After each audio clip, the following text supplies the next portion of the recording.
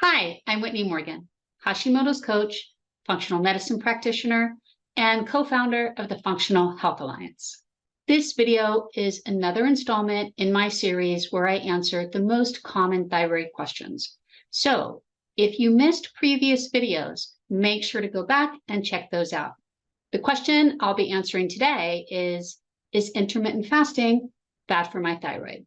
But before we jump into it, go ahead and hit that subscribe button and the little bell next to it so you'll get notified every time I post a new video. I've worked with dozens of women with thyroid issues, and almost every single client comes to me thoroughly confused about what diet is best for their thyroid. And honestly, I think some of the confusion is caused by health influencers that are more interested in posting bumper sticker proclamations in an effort to get some clickbait. But most bumper sticker health wisdom is deeply flawed. It creates the illusion that there are simple answers that apply to everyone, and that's just not the case. So what is the answer? Is intermittent fasting bad for your thyroid? Well, the true bumper sticker answer is, well, maybe, but that's not very helpful, is it? Here's the deal. Like most important health questions, the answer boils down to bio-individuality. Only you can discover what the right answer is for you. Having said that, though, there are a few rules of the road that everyone should consider when it comes to intermittent fasting, particularly women with thyroid issues.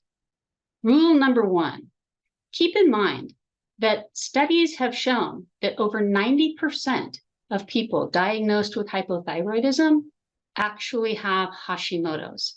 So that thyroid problem you have is likely an autoimmune disease. And research suggests that intermittent fasting and even prolonged fasting can have significant benefits at reducing the symptoms of autoimmune disease and slowing down the progression. Rule number two, when it comes to intermittent fasting, where you're starting from matters a great deal. If you're eating the standard American diet, the SAD diet, then jumping right into intermittent fasting is probably not a good idea. Why? Because you're more likely to stress out your adrenals and your thyroid. On the other hand, if you're starting from a paleo or a primal diet, implementing intermittent fasting is usually a breeze. And honestly, it usually occurs organically on its own. When I coach clients on how to implement intermittent fasting, the first step is always to transition to a paleo or primal nutritional template first.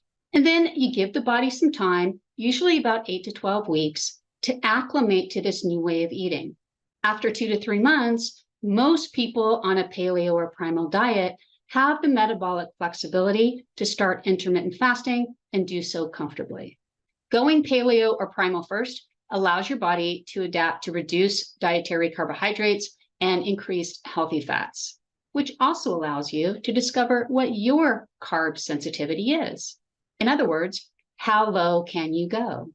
A carb intake that's too low can raise reverse T3 levels, which may exacerbate thyroid symptoms. Okay, rule number three, your intermittent fasting schedule should be flexible and fluid. A 20-hour fast might be perfectly fine for you if your stress is well managed and you're getting good, deep restorative sleep. But if the opposite is true, a 20-hour fast might be the worst thing you could do for your thyroid. So it's important to go with the flow and stay tuned into your body. It's okay if your fasting window fluctuates from day to day. Anything between 12 and 20 hours is going to offer you some health benefits. Thanks for joining me. If you enjoyed the video, I'd appreciate a thumbs up and maybe drop a comment below. I'd love to know where you are in your thyroid journey. And if you have hypothyroidism or Hashimoto's, you know your needs are different when it comes to nutrition and lifestyle choices. And that's the reason I've created my customized coaching programs. You can learn more about all 3 of my coaching programs at morgannutrition.com.